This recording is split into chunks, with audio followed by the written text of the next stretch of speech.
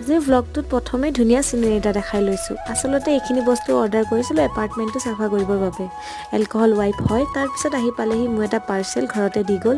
পাৰ্চেলটোত বেলেগ একো নাই, অলপ খোৱা বস্তু আছিলে। তাৰপিছত মই বহিলোঁ পঢ়া টেবুলত, কাৰণ হস্পিটেলত বহুতখিনি পঢ়িবলৈ দি পঠাইছিলে আৰু পঢ়িবলৈও আছিলে। সেইখিনি পঢ়ি মেলি ল'লোঁ।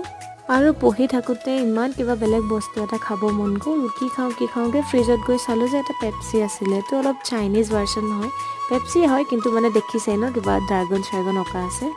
তাৰপিছত মই চালোঁ টাইমটো 4:30 বাজি 5টা বাজো তাৰপৰা মই পঢ়া শুনাক ধুনীয়াকৈ বাই বাই দি ল'লোঁ। বাই বাই দি মই অলপ ওলাই গ'লোঁ আৰু ওলাই গৈ প্ৰথমে কি খালোঁ চাওকচোন, চিকেন। ফ্ৰাইড চিকেন হয়, চাইনিজ ফ্ৰাইড চিকেন। সেইখিনি খালোঁ।